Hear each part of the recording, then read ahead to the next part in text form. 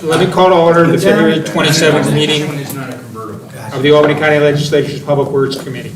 Majority Council Kennedy, would you please take the roll call? Sure, Mr. Chairman. Ricard, Present.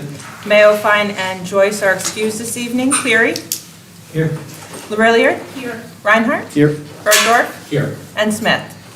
5 present, Mr. Chairman. Thank you, Majority Council Kennedy. The first item on the agenda is to approve the previous month's minutes. Did everyone have a chance to read them? Would someone like to make a motion on the minutes? Second. Did you make it, Mr. Reinhardt? Mr. Reinhardt? Yeah. Mr. Cleary seconded it? All those in favor? Aye. Opposed? The motion carries unanimously. Thank you. Majority Council Kennedy, would you read the second item on tonight's agenda? Sure, Mr. Chairman. Item 2 is amending resolution number 274 for 2022 regarding engineering services for capital projects at the MVP Arena. Manager Bob Belber is here this evening. Welcome, Mr. Belbler. Thank you, Mr. Chairman. This contract with Delta Engineering is set to expire in September. It has a cap on billable charges of $250,000.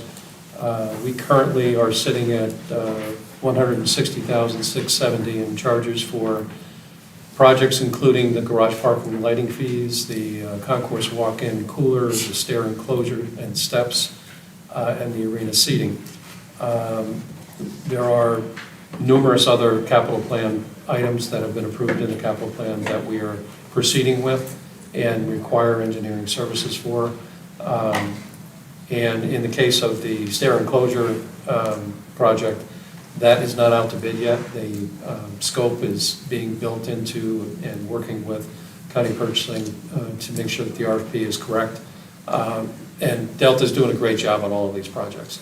But in order for us to be able to proceed with as many as 10 or 11 different projects, and all of them at different phases, the engineering services is so important to continue using the same engineer, because you can't be halfway through a project and make a change.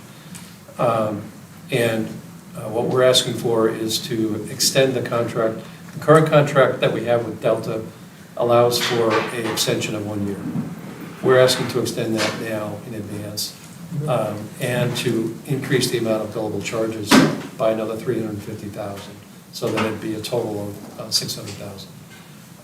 That will, in our opinion, based on estimates that we've received from Delta for all of the projects, including additional projects such as the arena sound system, which is the original PA sound system since 1990, in need of replacement, Wi-Fi upgrades, arena floor, kitchen floor, quad stairs going from concourse down to bathrooms, additional shell power and transformer replacement, and the low roof replacement, which is above the concession stands. All of those are projects that have been approved in the capital plan. All of them require engineering services. So that's why this is so important. We ask the committee for a positive vote. Thank you, Mr. Belbler. Do any of the legislators have any questions? Mr. Reinhardt? This is a big increase for 1 more year compared to the original 250. Was the issue, I mean, the reason you asked for 250, did you think at the time that that was going to cover all of these capital project needs, or do we have more capital projects? Why the big jump? That's a great question. So the original $250,000 was based on 3 projects at the time. There are 11 projects that are on the capital plan that we've been asked to proceed with. So at the time that we were asking for the 250, we were not being asked to proceed with the other 8 projects. So now we are being asked to proceed with those and to get those done and to get to a point where we can move forward and get them completed. And there's no way that we can do that with the current allotment of $250,000 for engineering services. So as a follow-up, you have more work to do. You need the engineering services. Delta has been performing well. Correct. So what you're really saying is they're doing great work, but we just need more money to do more projects. That's exactly right, yeah. Thank you. Do any of the, No. I understand all of that, and I'm completely on board with this, but I just want to make sure I understand it clearly. So we're going from 350 to 600. 250. 250. 250 to 600 but we're also doing a time extension so that it's not just 24. It's all the way to September of 25. Correct, because there's. So we're picking up a second year's worth of projects. You may have been, you were obviously front-end loaded for 24. Now you've seen the real work, and it's going to go through 25, and that you anticipate is the 11 projects. Correct. We envisioned having the first 3 projects be completed by September, and I think they will be completed by September. But in order to get the rest of the work done, and to also possibly finish some of the work with one of the 3 projects, which is the stair enclosure, quite extensive work, we felt that it was extremely important. We can't even get them to start working on some of the other projects if we don't have the ability in budget to be able to do so. Because, just imagine, if you have a certain amount left, do you put that towards the 3 remaining? Do you put that towards, you have to know that you've got the engineering funds to be able to go forward.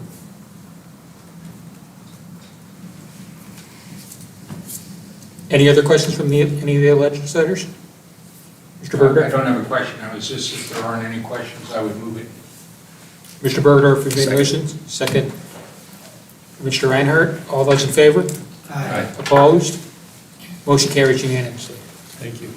Thank you. Majority Council, thank you, Mr. Belver. Appreciate it.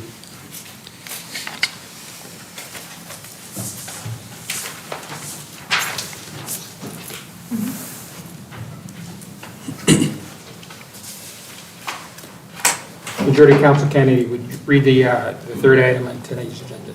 Sure. Item 3 is authorizing a just compensation award regarding property acquisitions required for the installation of a replacement culvert located at County Route 405, 8 Mile Creek Bridge in the town of Westerlo. Commissioner Raimondo. Sure. Welcome, Commissioner. Thank you. Good evening, Mr. Chairman. So yes, we need to acquire 2 small parcels for construction of our project because 2 of the new wing walls are going to extend beyond our right-of-way. The cost for each parcel is $500. Thank you. Do any of the legislators have any comment on this?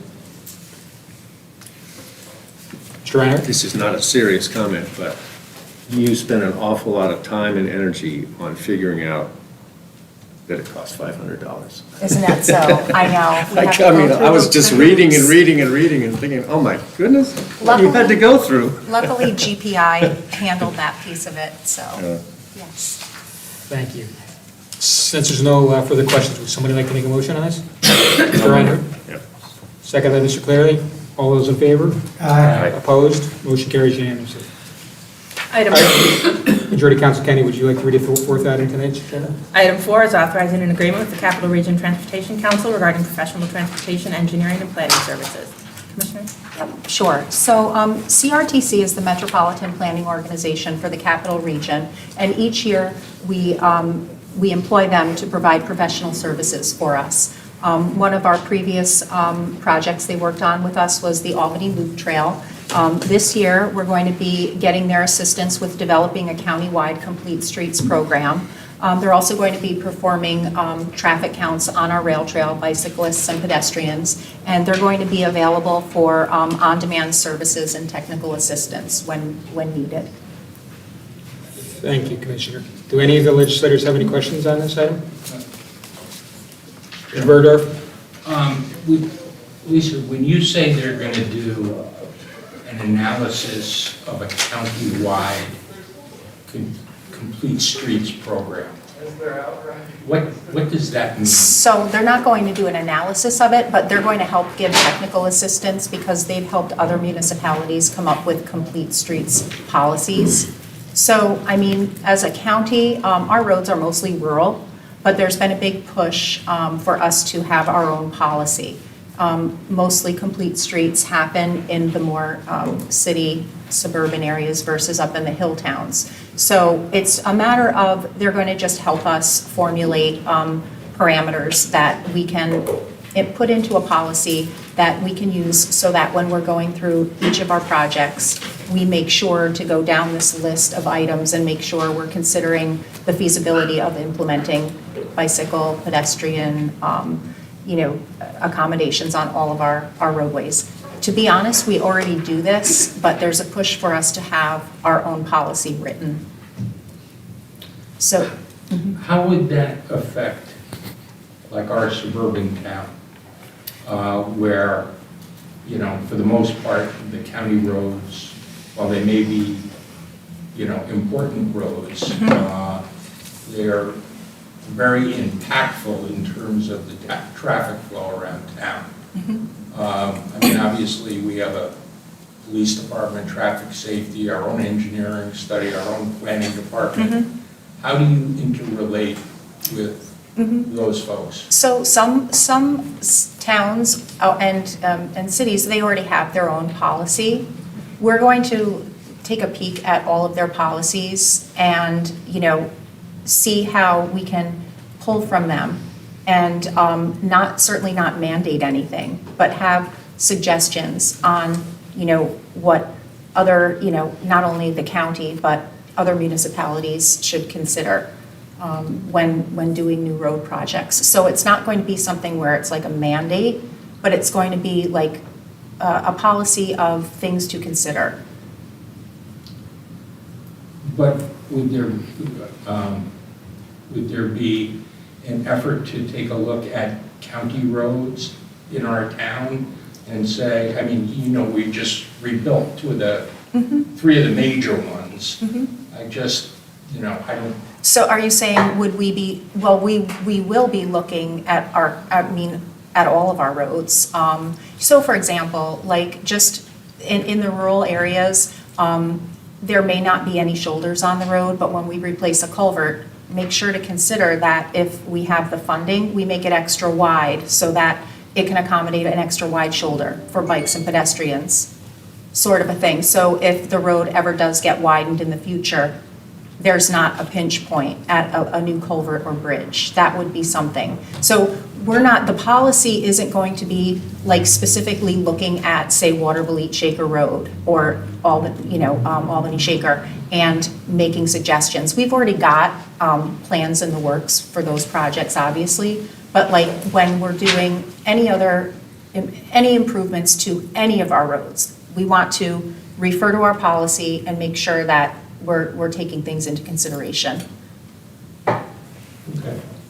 Legislator Aurelia, you're next. Chairman Cart, question on the complete street. So Yep. that's also helpful when you're looking for grant opportunities too, as far as the state funding for green initiatives and things like that. Yeah, it's something that we can add to the list. It makes us more, not popular, but gives us extra points. Also, like the health department has really, interestingly enough, they've been very vocal about wanting us to develop a policy. There's a lot that has to do with improving folks' health in the county and stuff like that. And over time, I've said, well, we kind of have our policy. We kind of do go down our own list and see where we can add pedestrian accommodations and bike accommodations. But it's not a formal policy accepted by, county-wide. So they've actually been instrumental in pushing this as well, because it helps them get grant funding when they can show that there's a complete streets policy for the county. Mr. Reinhardt.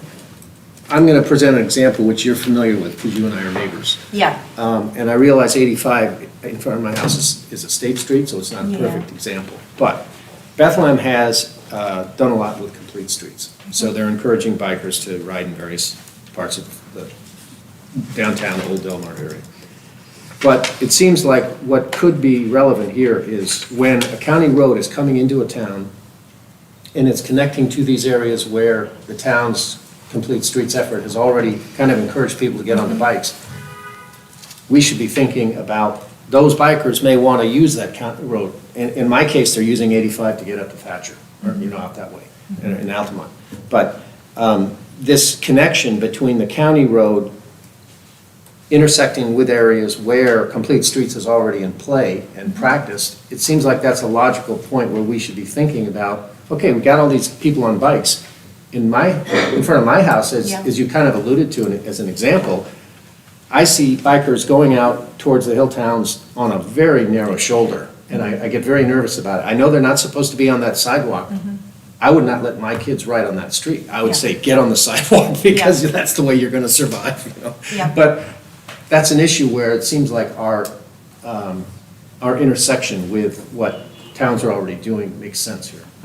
Is that kind of one of the examples? that you- It is, I mean, and CRTC is gonna help us come up with a bunch of, items to consider. Because to me, I just am seeing it as, let's consider adding sidewalks and extra wide shoulders wherever we can. Like, that's where I'm coming from. CRTC has a lot of background in coming up with complete streets policies, and they can help us pull together items like that and other considerations that I might not think to add to the policy. Does that answer your question? Will the policy come back to the legislature for review, or is, who, I would think or do it, you just make the policy? well, I would think a policy would need to be approved by the ledge. Would you like to answer that question, Councilman? Sure. I agree. Okay, there you go. Plus, if you're spending money to implement the policy, you're gonna have to come back. Yeah. I'm still laughing at the comment. If there's no further comments, would anybody like to make a motion on this item? Mr. Berdorf, second by Mr. Reinhardt. All those in favor? Aye. Opposed? Motion carries unanimously. Majority Council Kennedy, would you like to read the fifth item on tonight's agenda? Item 5 is authorizing an agreement with Creighton Manning Engineering for design services regarding the County Route 352 bridge replacement project in the town of Rensselaerville. Yes, so we received 8 proposals for this project. It is a federally funded project. We received Bridge New York funding for it.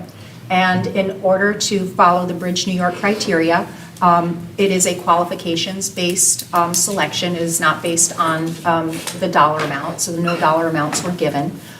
Creighton Manning received the highest score out of the 8 consultants, and it's in an amount not to exceed $282,584, and this is for just the design and right-of-way phase of the project.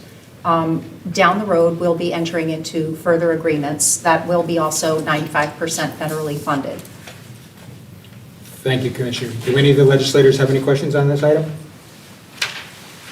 Would somebody like to make a motion on it? Mr. Reinhardt makes a I'll move we motion. approve this special. Do we have a second? Ms. Lilliard, second. All those in favor? Aye. Opposed? Motion carries unanimously. Majority Council Kennedy, would you like to read the sixth item on tonight's agenda?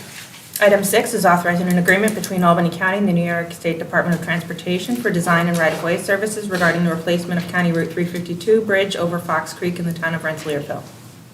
Yeah, so, excuse me, this goes hand in hand with my previous presentation. This is the county and state agreement that pretty much talks about the terms of the fact that we have to abide by certain criteria in order to receive our funding. And, the state will in turn reimburse us. One thing I wanted to make note of is it says Albany County will be required to pay 100% of the upfront costs.